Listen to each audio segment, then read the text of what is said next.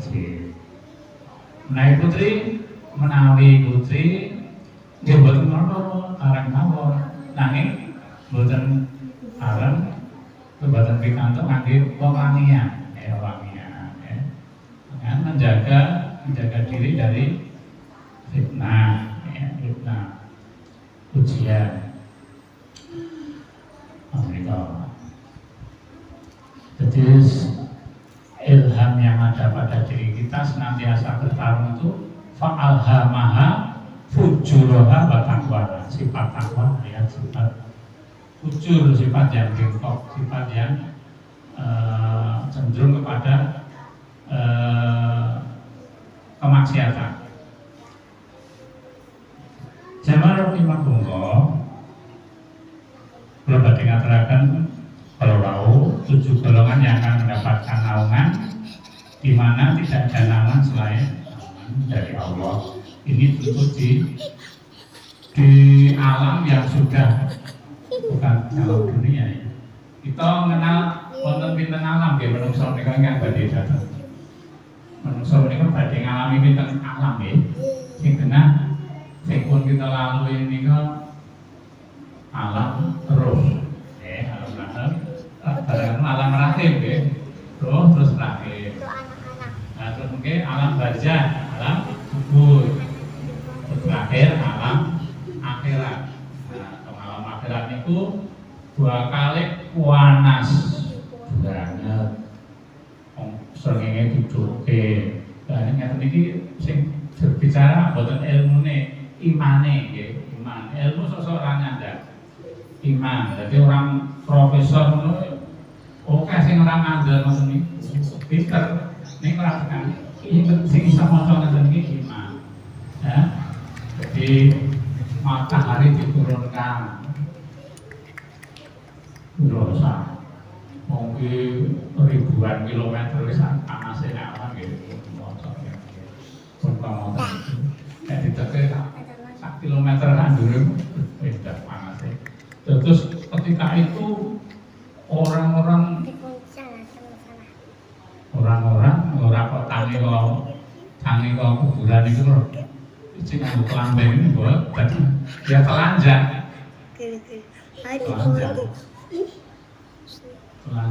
Pas nonton itu Siti Aisyah, Bunda Aisyah, dari itu nabi. Mau ini mau dari tanggane nabi aku tuh nonton itu telanjang. Itu perkara yang luar biasa. Yang beda zaman apa niku kalau gempa bumi niku enten sing pas adus kepaksa melayu dalam kondisi itu menunjukkan bahwa ketika itu peristiwanya luar biasa. Jadi tidak sempat ngingu apa gitu. Jadi karena panasnya kemudian peluhnya memenuhi ngebai apa itu tanahnya itu jadi ada yang air peluhnya itu sampai di mata kaki, ada sampai lutut, ada sampai di pusar, ada sampai di mulut sesuai dengan amalnya ketika di dunia dulu. Nah, itu jadi ini berita gaib ketika di alam akhirat ya, sudah kita lalui alam roh ya. Manusia mengalami 2 hidup, 2 kematian ya, 2 kematian, 2 hidup. Nah, 2 kematian ini alam roh itu dianggap masih ketika mati itu ya. Kemudian mati setelah hidup manusia di dunia itu kematian. Kemudian juga manusia hidup di dunia itu hidup yang pertama. Kemudian nanti di tiupnya sangkakala ketika akhirat nanti semua dihidupkan, itu hidup yang kedua. Nah, jadi ketika itu panas sekali sehingga di sini disebutkan tidak apa itu tidak ada naungan. Nah, golongan ini, 7 golongan ini insya Allah mendapatkan naungan. Jadi itu pengiyup-iyup. Apakah 7 golongan ya memang hanya 7 golongan itu? Ya enggak, ya ini hanya disebutkan 7. Mungkin juga banyak lagi orang-orang yang mendapatkan pertolongan karena amal perbuatannya dalam bentuk yang lain, ya. Siapa itu? 1, imam yang adil atau pemimpin yang adil. Pemimpin itu yang memegang tampuk kepemimpinan, ya. Pemimpinan mulai negara, ya, ada negara, ada gubernur, ada ya kabupaten, kemudian sampai camat, RT, lurah, RT, RW, pemimpin, ya. Pokoknya pemimpin yang adil. Adil itu meletakkan sesuatu pada tempatnya. Lawannya adil itu zalim. Ya. Zalim itu ya tidak meletakkan sesuatu pada tempatnya, ya. Berbuat zalim. Zalim yang terbesar itu apa, ya? Zalim yang terbesar itu syirik, ya. Inna syirka ngadul mubin.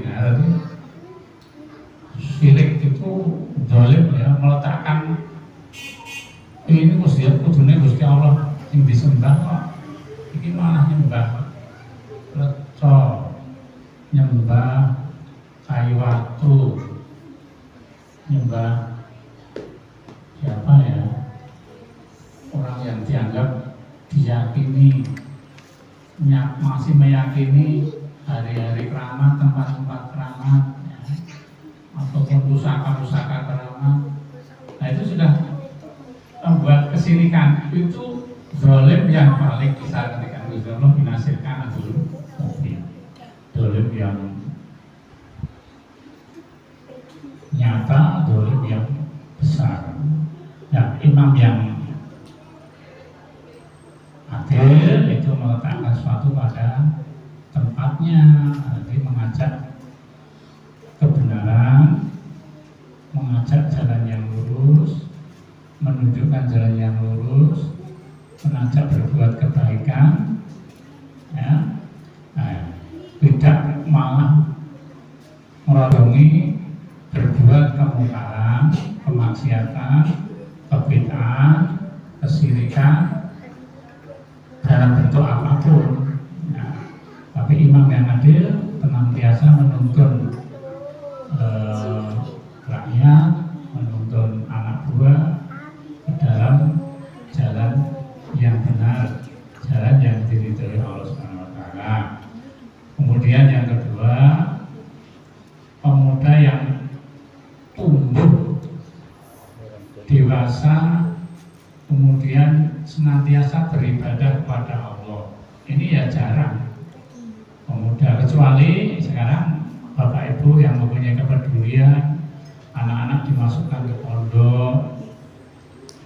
Itu ini insya Allah memang terdidik untuk senantiasa tumbuh dewasa, senantiasa beribadah kepada Allah. Memang kalau mempunyai kemampuan, kapasitas untuk bisa mengarahkan anak cucunya untuk dapat memasuki sekolah-sekolah yang senantiasa mendidik anak tersebut ke dalam jalan yang lurus sesuai dengan aturan, jalan-jalan kebenaran, jalan-jalan yang diridhoi oleh Allah Subhanahu wa taala. Nah, itu maka pemuda yang tumbuh dewasa dalam beribadah kepada Allah. Nah, ini memang sulit, tapi oleh karena itu terpilih menjadi orang yang mendapatkan naungan di sisi Allah.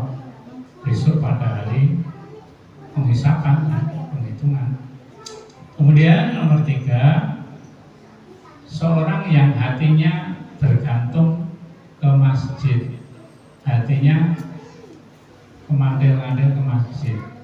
Jadi wah, itu sholat zuhur, sholat subuh, berusaha untuk hadir, sholat zuhur, jam piro kali. Nah ini nanti sampai di masjid saya tidak terlambat, hatinya kemandil-mandil ke masjid ya. Sholat asar, ini dalam perjalanan, wah nanti saya akan mampir ke sana. Hatinya itu ingin selalu berjumpa dengan Allah, ya. Kemandil ke masjid itu artinya ingin senantiasa bertemu dengan Allah, bermunajat, ya. Itu lewat sholat, ya. Kita berkomunikasi dengan Allah lewat sholat. Nah ini kalau orang hatinya itu seperti itu, ishadu bi ana muslimin, saksikan dia orang-orang yang Islam, orang-orang mukmin, orang-orang yang beriman. Nah, cukup meneng masjid, nah itu saksikan dia memang orang yang beriman. Kemudian lajengipun nomor sekawan, 2 orang yang saling mencintai di jalan Allah, keduanya berkumpul karenanya, berpisah karenanya. 2 orang. Kalau 2 orang laki perempuan, bapak ibu menika kepanggihipun dados suami istri, itu saling mencintai bukan karena maliha, bukan karena hartanya, bukan karena li jamaliha, bukan karena kecantikannya, ya. Karena li diniha, ya. Bukan li nasabiha, bukan karena keturunannya, tapi lebih pada li diniha, jadi pada agamanya. Karena dengan agamanya itu insya Allah tidak akan merugi, tidak akan membawa orang tersebut menuju ke jalan yang sesat, mereka akan menuju jalan yang lurus, ya. Syukur kalau Bapak Ibu sudah seiring sejalan, saling mengisi, ya. Semuanya mendorong untuk berbuat kebaikan, kemudian ditularkan kepada anak-anaknya, ya. Syukur ini bisa luar biasa. Jadi kemudian juga bisa sesama teman, ya, teman, tempat saling berbagi, ya. Jadi besok di akhirat itu, bahkan di surga itu ada acara keliling-keliling nonton yang ngerokok. Lah nanti ketika ada temannya yang karena sebenarnya dulu di dunia gitu, jadi konco kental ya sholatnya ya apik, tapi karena ada suatu hal yang terpaksa harus mampir ke neraka, ini minta ya bisa memberikan syafaat, pertolongan, minta kepada Allah, ya Allah itu teman saya, mohon untuk bisa dimasukkan ke surga. Itu ada semacam dispensasi, semacam syafaat, bisa seperti itu. Oleh karena itu teman, nah ini penting sekali fungsinya. Ini bisa saling mengingatkan dalam kebenaran dan kesabaran. Orang itu siapa dia, itu maka bisa dilihat dari siapa temannya, ya. Kalau gambarannya itu orang yang dekat-dekat dengan orang penjual minyak wangi, itu meskipun mungkin dia tidak membawa minyak wanginya, tidak membeli, paling tidak dapat bau minyak wanginya, ya, mungkin diolesi karo sing dodol melu wangi. Berbeda kan dengan cedak-cedak kebukupan, ya, seperti dulu ya.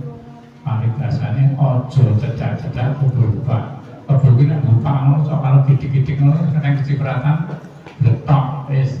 Jadi itu juga gambaran kalau orang itu lingkungan pergaulannya itu orang-orang orang yang tidak baik, maka iso baik ketularan jadi tidak baik. Maka Bapak Ibu untuk anak-anaknya dinasihati untuk senantiasa berteman dengan anak-anak yang baik, tidak mengajak kepada perbuatan-perbuatan yang terlarang, melanggar, ya.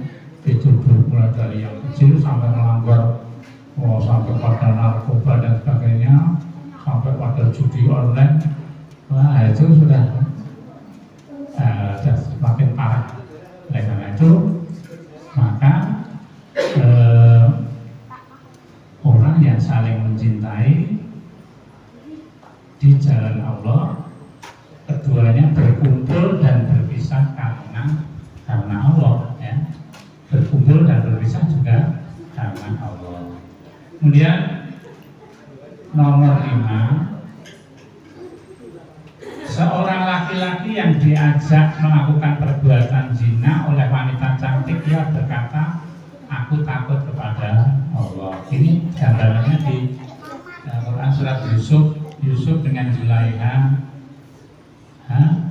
Umumnya laki-laki yang tertarik kepada wanita. Ini termasuk orang yang mendapatkan naungan, laki-laki yang berani mengatakan semacam itu, diajak, ya, oleh wanita yang kaya, rupawan, ya, untuk melakukan suatu perbuatan yang zina, itu tidak mau, aku takut pada Allah. Ini luar biasa.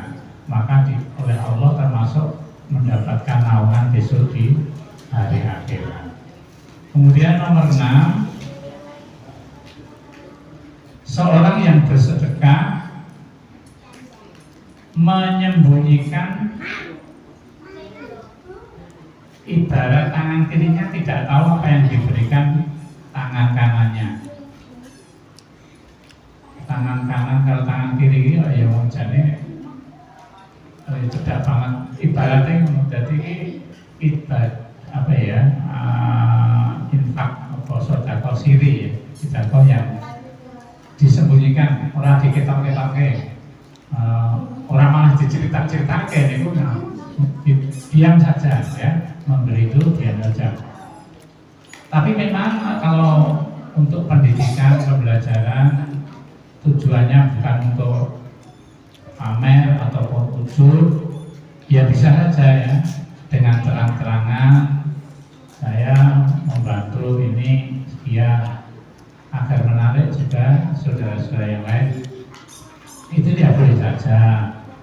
Tetapi di sini yang lebih afdol lagi,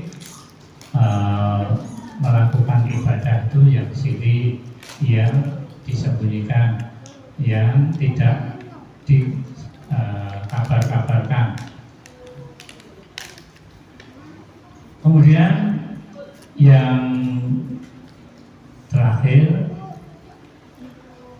seseorang yang berzikir pada Allah dalam sepi sampai menitiskan air mata. Memang ya sulit ya. Saya sendiri ya belum pernah, ya sulit. Dongo ada iso nangis gitu di malam yang sepi, ya pikir ditangis-nangis ya. Lah apa dikecering nganggo nangis wis jenenge ngapusi, ya apa adanya. Jadi ini menunjukkan tingkatan imannya, tingkatan ketakwaannya sudah tinggi, ya. Jadi sampai begitu. Jadi mengingat kepada Allah itu seolah Allah itu dekat sekali. Memang yang namanya sesuatu yang paling dekat itu apa? Sesuatu yang paling dekat, kenapa? Ibu menolak ibu. Sesuatu yang paling dekat, kematian. Luar biasa. Tangga kula ndewengi bar salat zuhur, sholat zuhur, ya berkas, sehat, bukan kok paling tondo-tondo aneh-aneh ya. Tapi Lan sedherek niku mireng lelayu piyambake sing napa? Jebule anu ngajengipun biara niku enten wit sukun sing dhuwur kira-kira 15 meter. Terus piyambake niku pengen mulut eneng manuk, eneng peksi mabur mencak ning kono peksi uculan dadi iki rada ya rada kleper-kleper ngono. Lah peneke krik-krik ngono kok lali iki tangane kudune gayung. Kok luput dan nyeblok kira-kira 10 meter. Nek sikil ya ketinggalan itu anu sirah bisa dikedarutan. Yo nek ngerti ngono nganggo helm yo ora. Seperti itu. Antara sakit kalau sehat kadang-kadang ya jaraknya pun tipis, ya tipis. Awet saking menika senantiasa bersyukur Bapak Ibu, senantiasa kita bersyukur kita masih diparingi saged menghirup udara segar. Nyawa tasih dibungan kalian Gusti Allah. Kita tidak tahu, tidak terjamin aku sesuk isih urip niku mboten enten sing saged jamin. Mboten enten sing wani aku sesuk urip mboten wonten. Itu di sini pesan Gusti Allah. Memang termasuk idaja ajaluhum layak kasih penasihatan bahwa ya katimun dinai saja ajaluhum. Jadi ajal itu artinya batas umur masing-masing itu berbeda, ya. Dan ini niku mboten kok mesti kudu loro, mboten kok mesti kudu sepuh, ya. Mboten kok mesti kudu numpak bit motor apa yang lunga nyandi dalam berbagai hal. Jadi mati itu satu, tetapi caranya bisa 1000, berbagai macam. Menika sampun ketentuan itu Allah Subhanahu Wa Taala. Awet saking menika tansah senantiasa kita niku syukur, ya. Dengan syukur kita bahagia. Mboten dibalik wah berbahagia akeh syukur. Tidak begitu, kita senantiasa dengan bersyukur, ya, kita akan bahagia, ya. Dengan kita merasa bersyukur, alhamdulillah. Syukuri nantiasa kita mengucapkan alhamdulillah, rabbil alamin. Itu segala puji bagi Allah. Astagfirullahaladzim. Nabi ini kena suarganya cetok, ya, panggonannya cetok, suarganya tertinggi. Niku paling boten sedinten sedalu niku maos astagfirullahaladzim ping 100. Awake dhewe kadang-kadang ya suarane 1 ya bar salat niku astagfirullahaladzim. Paling baik lho nggih. Ning boten kita biasakan paling nganggur timbange boten zia napa ya astagfirullahaladzim. Ngoten niku sae nggih, sae. Niku tegese senantiasa mengingat kepada Allah, sebab musuh kita yang namanya setan itu cenderung melupakan kita untuk mengingat Allah. Kalau kita ini jadi orang kelingan Allah, itu sebenarnya musuh setan telah berhasil menutup, ya, telinga kita, menutup mata hati kita untuk mengingat Allah. Tapi kalau senantiasa hati selalu terkantil-kantil, selalu terpaut dengan masjid kalau mau, insya Allah setan yakin harus godol, hatinya selalu ingat kepada Allah, ya, selalu ingin bertemu pada Allah. Maka kan Bapak Soebu angin kula aturaken menapa menika tausiah utawi nasihat tawasul bil haq, tawasul bil hudud inggih dapur ngemutaken kesayangan lan kesabaran sehingga kita mungkin termasuk orang-orang yang beruntung, bukan rugi, tapi termasuk orang-orang beruntung. Mudah-mudahan hati kita senantiasa memiliki hati yang senantiasa dekat kepada Allah, ya, sampai pada akhir itu bisa mengucapkan kalimat la ilaha illallah itu dakwah jannah ya, dijamin surga. Nek pas sehat gampang, tapi ketika malaikat maut sudah mendekati kita dalam kondisi semacam itu kadang-kadang sulit, tapi kita biasakan, kita doakan ya, kita berdoa pada Allah mudah-mudahan senantiasa hati kita didekatkan, tidak dibengkokkan kepada Allah Subhanahu wa taala, sehingga senantiasa hati ini mengingat Allah, berzikir kepada Allah, senantiasa bersyukur. Dengan bersyukur kita menjadi bahagia dan saling mendoakan, mudah-mudahan akhirnya kita termasuk orang-orang yang akhirnya husnul khotimah. Akhiri subhanallah wa bihamdika asyhadu an la ilaha illa anta astaghfiruka wa atubu ilaik. Assalamualaikum warahmatullahi